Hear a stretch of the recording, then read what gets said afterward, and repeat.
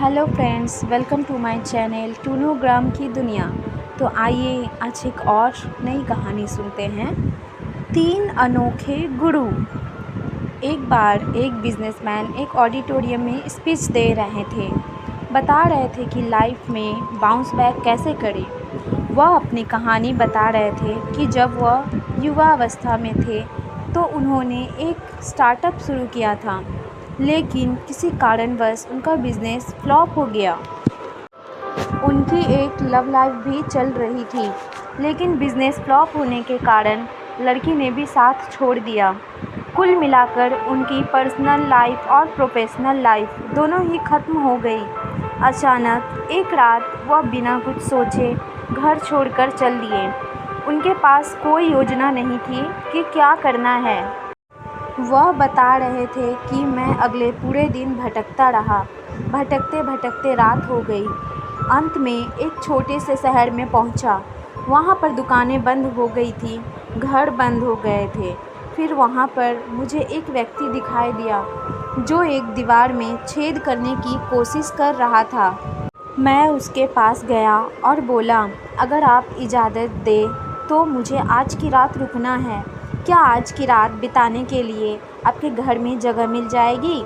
वह व्यक्ति बोला, क्या बात कर रहे हैं? मैं तो यहाँ खुद दूसरे के घर के दीवार में छेद कर रहा हूँ। भाई, मैं तो चोर हूँ, मेरे घर में कैसे रुकोगे?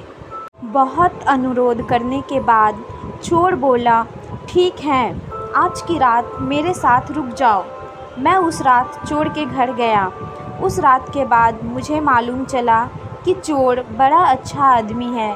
वहाँ मैं 15 दिन तक रुका। हर रात चोर चोरी करने जाने से पहले 2 बात बोल करके जाता था। पहली बात, आराम से सोना, और दूसरी बात, सोने से पहले ऊपर वाले की प्रार्थना कर लेना। जब चोर चोरी करके वापस आता तो अगली सुबह मैं उससे पूछता था, क्या कल रात में कोई बड़ा माल हाथ लगा? चोर कहता था, कुछ भी नहीं मिला। लगता है ऊपर वाले कुछ कृपा करेंगे और आने वाले दिनों में कुछ अच्छा मिल जाएगा। चोर रोज़ाना यह बोलता था कि शायद इस रात कुछ अच्छा हो जाएगा। हालांकि वो एक चोर था, पर वह चोर मुझे बहुत बड़ी सीख दे रहा था कि जीवन में हमेशा पॉजिटिव रहें। उन 15 दिनों में उस चोर को मैंने अपना पहला गुरु माना, जिससे मैंने सीखा कि जीवन में हमेशा पॉजिटिव रहना है। जब मैं वहाँ से चला तो थोड़े दिनों के बाद जंगल में मुझे दूसरा गुरु मिला। एक कुत्ता बहुत तेज़ी से भाग रहा था। मुझे बहुत प्यास लग रही थी। मैं भी उसके पीछे पीछे चलने लगा। मैंने देखा कि वह जंगल के बीच से निकलकर नदी के पास पहुंच गया। उसने मुझे नदी का रास्ता दिखा दिया। वहां जाकर मैंने अपनी प्यास बुझाई, लेकिन मैंने देखा कि कुत्ता अपनी प्यास नहीं बुझा पा रहा है। वह नदी के पास जा रहा है और फिर वापस आ जा रहा है। थोड़ी देर के बाद मुझे समझ आया कि शायद कुत्ता अपनी परछाई देखकर डर रहा है। उसे लग रहा था कि एक और कुत्ता नदी में है। कुत्ता कुछ देर तक आता जाता रहा। फिर उसने हिम्मत करके छलांग लगाई और नदी में कूद गया। पानी पीकर वापस बाहर आ गया। उस छोटी सी घटना ने मुझे दूसरी बड़ी सीख दी।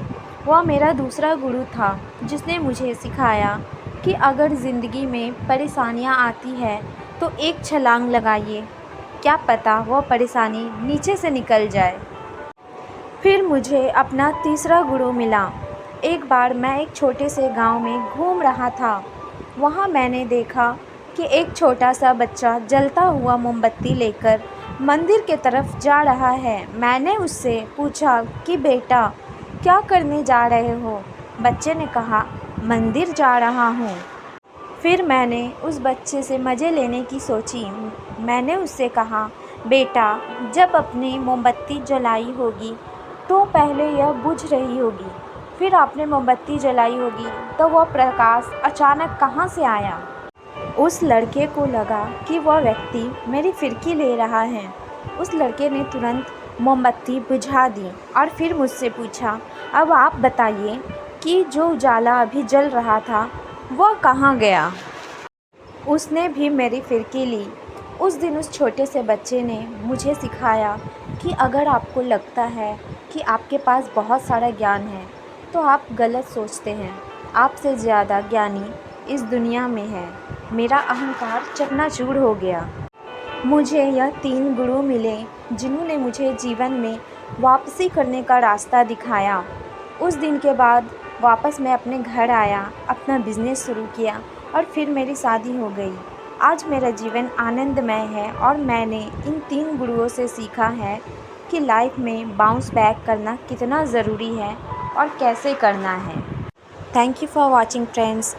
Please give your support with one like, subscribe and share.